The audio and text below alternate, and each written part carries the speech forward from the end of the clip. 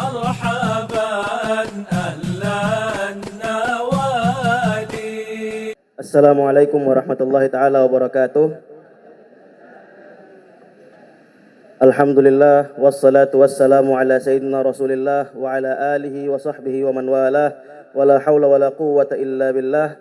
Subhanaka la ilma lana illa ma 'allamtana innaka antal alimul hakim. Rabbi shrah li sadri wa yassir li amri wahlul 'uqdatam min lisani yafqahu qawli wasaddid lisani wahdi qalbi bijahi sayyidina Muhammadin sallallahu alaihi wasallam. Amma ba'du. Saya mungkin hanya ingin menyampaikan sedikit nasihat yang diberikan oleh guru saya.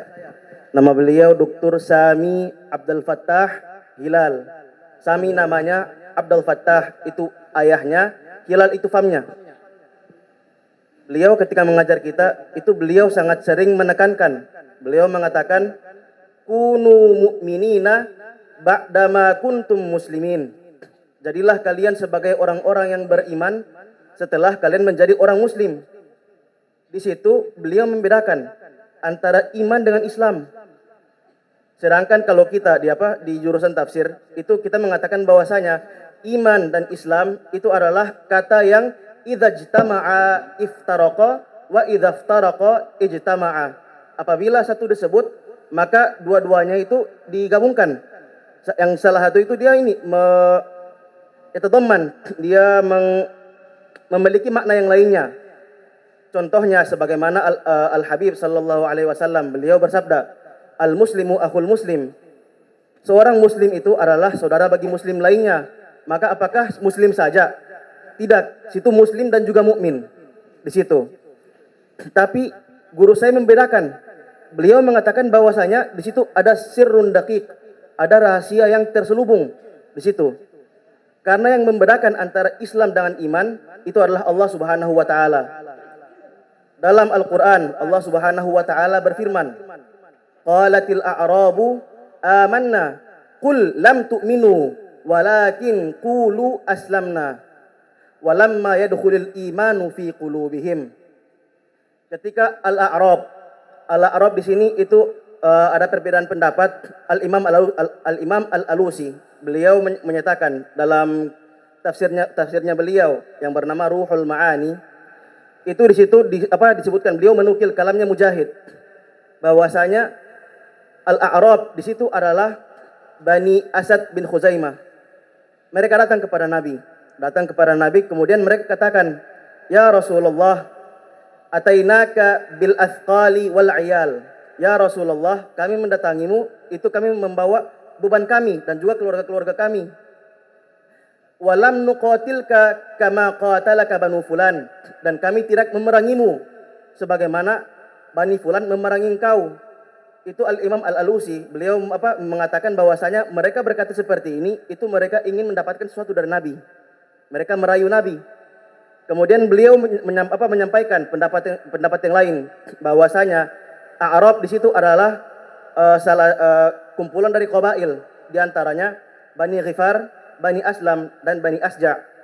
Mereka datang kepada Nabi dan mengatakan, "Ya Rasulullah, amanna fastahqaqnal karamah."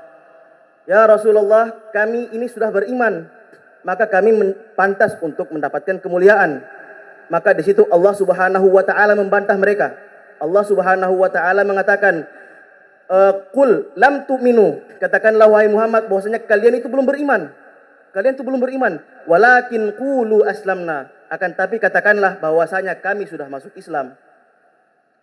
Kemudian di ayat yang lain itu Allah Subhanahu wa taala berfirman, "Innal muslimina wal muslimati wal mu'minina wal mu'minati wal qanitina wal qanitati" ila akhiril ayah. Al-Imam Fakhruddin Ar-Razi dalam tafsirnya beliau, Tafsir Al-Kabir atau Mafatihul Ghaib, itu beliau menyatakan pendapatnya beliau, pendapat yang luar biasa. Jadi beliau mengatakan setelah di ayat sebelumnya itu Allah Subhanahu wa taala memberikan nasihat kepada perempuan, maka di sini Allah Subhanahu wa taala memberikan beberapa step yang harus dilalui. Step yang pertama adalah al-muslimina wal muslimat. Itu adalah Islam. Itu adalah step yang pertama. Kemudian selanjutnya adalah step iman, wal mu'minina wal mu'minat. Maka di sini juga Allah Subhanahu wa taala memisahkan antara Islam dengan iman. Kemudian beliau mencontohkan apa itu Islam, apa itu iman. Beliau mengatakan apabila ada seorang mukallaf yang mengatakan bahwasanya aku menerima apa yang dikatakan oleh fulan tanpa adanya tasdik, tanpa mempercayainya, tanpa membenarkannya, maka itu adalah Islam. Akan tetapi apabila dia mempercayainya dan mengatakan bahwa itu adalah benar, maka itulah iman. Guru saya memesankan ini karena beliau berkata bahwasanya yang pertama, wu'udullahi ta'ala fi kitabihi tata'allaqu bil imani wa lam tata'allaq bil Islam. Bahwasanya janji-janjinya Allah di Al-Qur'an itu semuanya itu berkaitan dengan iman, selalu dikaitkan dengan iman dan tidak dikaitkan dengan Islam. Seperti dalam surat An-Nisa Allah Subhanahu wa taala berfirman, "Wa may ya'mal minas salihati min dzakarin aw untha wa huwa mu'min." Dan barang siapa yang mengamalkan amal-amal soleh, amal-amal yang baik daripada laki-laki maupun perempuan, dan dia harus beriman. Bukan muslim saja, tapi dia harus ada di step selanjutnya. Dia harus beriman. Di ayat yang lain Allah Subhanahu wa taala berfirman, "Wa kadzalika haqqan 'alaina nunjil mu'minin." Begitulah sudah pasti bagi kami untuk menyelamatkan orang-orang mukmin. Di ayat yang lain Allah Subhanahu wa taala berfirman, "Wa kana haqqan 'alaina nasral mu'minin." Dan sudah pasti kami akan menolong orang-orang yang mukmin. Ini adalah hal pertama. Maka kenapa dibedakan antara iman dengan Islam? Kemudian yang kedua, beliau mengatakan karena dalam Islam itu al-munafiquna dakhilun fihim. Orang-orang munafik itu mereka masuk kepada Islam. Mereka bersyahadat, mereka bersumpah sebagaimana Rasulullah sallallahu alaihi wasallam bersumpah. Mereka salat, mereka iqamatis shalah, dan itu sudah diikrar sama Allah Subhanahu wa taala. Allah Subhanahu wa taala berfirman, "Wa idza qamu ilas salati qamu kusala." Dan apabila mereka bangun untuk salat, maka mereka akan bangun dengan bermalas-malasan. Inilah orang munafik. Kemudian mereka juga menunaikan zakat. Mereka membayar zakat. Oleh karena itu, ketika pemerintahan khilafah Sayyidina Abi Bakar, ketika mereka berhenti untuk membayar zakat, akhirnya Sayyidina Abu Bakar mengatakan kepada mereka, "Wahai fulan, kenapa engkau tidak membayarkan zakat sebagaimana engkau dulu membayarkannya kepada Nabi?" Sayyidina Abu Bakar juga beliau mengisbatkan bahwasanya orang-orang seperti ini, para munafikun itu mereka juga membayar zakat.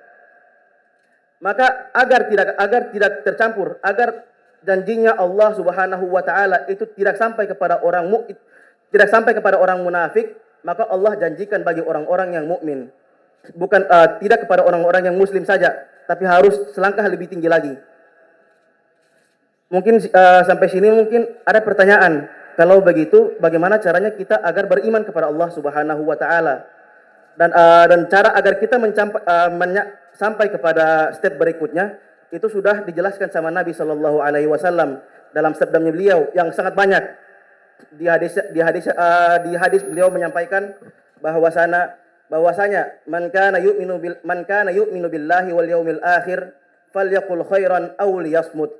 Barang siapa di antara kalian yang beriman atau yang beriman kamalal iman, yang sudah mencapai step kedua, maka hendaklah dia untuk berkata baik atau dia diam saja. Kemudian beliau melanjutkan, "Wa man kana minkum yu'minu billahi wal yaumil akhir falyukrim dhaifah, wa man kana yu'minu billahi wal yaumil akhir falyukrim jarah." Di hadis yang lain, Al-Habib alaihi salatu wassalam, beliau juga mengatakan bahwasanya billahi wallahi la yu'min, wallahi la yu'min, wallahi la yu'min. Beliau mengatakan demi Allah tidak beriman, demi Allah tidak beriman, demi Allah tidak beriman. Akhirnya mereka bertanya, "Ya Rasulullah, siapakah yang tidak beriman tersebut?" Rasulullah sallallahu alaihi wasallam menjawab, "Man la ya'manu jaruhu bawa'iqah, man la yaslamu jaruhu bawa'iqah." Orang yang tidak beriman tersebut, orang yang imannya itu belum sampai ke step kedua. Orang yang imannya itu masih setengah-setengah, itu adalah orang yang dia tetangganya itu masih merasa terganggu kepadanya. Dan juga di hadis yang lain itu Al-Habib alaihi wa ala alihi afdhalus salati wa azkas salam, beliau menyampaikan bahwasanya la yu'minu ahadukum hatta akuna ahabba ilaihi min waladihi wa walidihi wan nasi ajma'in. bahwasanya tidak dianggap kalian sebagai orang yang beriman yang kamalul iman, yang imannya itu sempurna sehingga aku menjadi orang yang paling dicintainya, melebihi dari orang tuanya, melebihi dari anak-anaknya, dan melebihi daripada seluruh manusia. Pada suatu ketika Sayyidina Umar bin Khattab, beliau berjalan bersama Sayyidina Nabi sallallahu alaihi wasallam. Akhirnya beliau mengatakan, "Ya Rasulullah, la anta ahabbu ilayya min kulli syai'in illa nafsi." Ya Rasulullah, sungguhnya engkau itu lebih aku cintai daripada segala sesuatu kecuali diriku. Akhirnya Rasulullah sallallahu alaihi wasallam menjawab beliau, "Ya la ya Umar, la, tidak ya Umar, walladzi nafsi biyadi."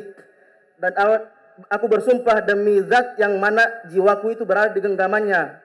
Hatta akuna ahabba ilaika min nafsik, sampai-sampai aku itu lebih engkau cintai daripada dirimu sendiri.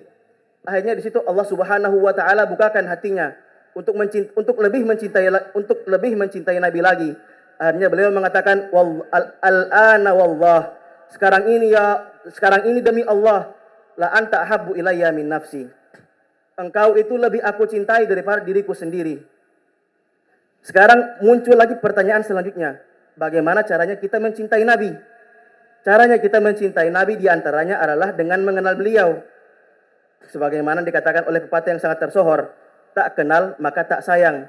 Makanya didirikan maulid, diadakan pembacaan maulid, diadakan pembacaan sirah Nabi sallallahu alaihi wasallam yang insyaallah habis ini akan disampaikan oleh guru kita Al-Habib Abdurrahman As-Saqaf.